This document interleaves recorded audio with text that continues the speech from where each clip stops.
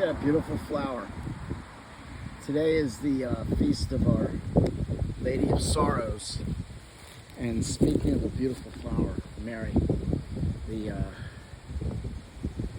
Mary, the flower who gave us the fruit of her womb, Jesus. Today is the feast of Our Lady of Sorrows, and we have at least two gospel readings. That one is how Mary is foretold to her by Simeon that baby in her arms will be the rise and fall of his nation Israel, and that her heart will be pierced. And then in the other possible gospel, one is John, one is Luke, we hear of Mary at the cross, at the foot of the cross, watching her son, after all the torture he's been through, going through his last breaths, and giving him to John to take care of, and John to her to take care of. So in the middle there, we have a beautiful reflection in the Mass, or in the readings, called the sequence. There are sequences in a few different Masses during the year. I believe one particular one I like is at Pentecost. And the sequence is a hymn. I believe they're all roughly three, is it stanzas or three verses? And then the next three verses. And I'm going to, forgive me, Lord, for this. At the cross, her station keeping, stood the mournful mother weeping, close to Jesus to the last.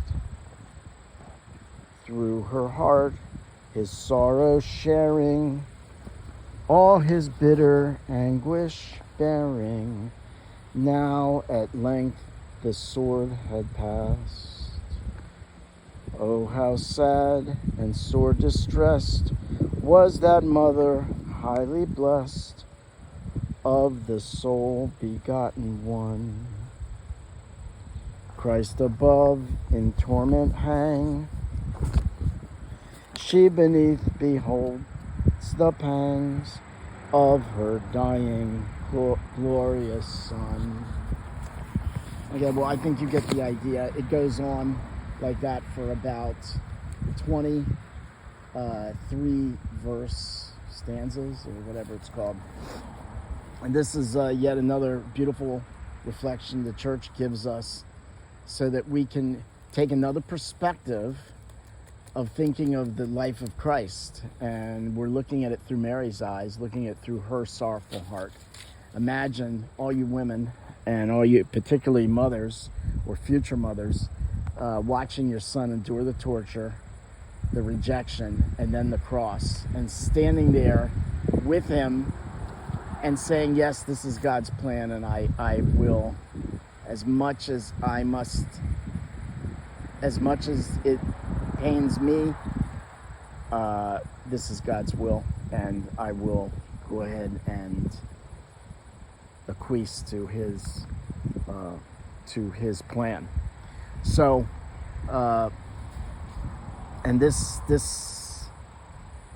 sequence allows us a little reflection time. And everything that has to do with Mary leads us to Jesus. For all you non-Catholics, or Catholics who don't understand this,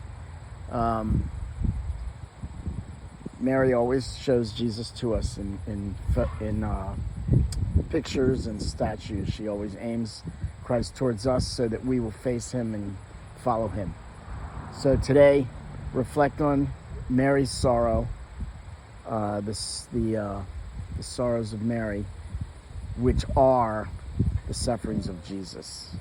And remember, he did it for you. He did it because of you. He did it because of me. He did it for me.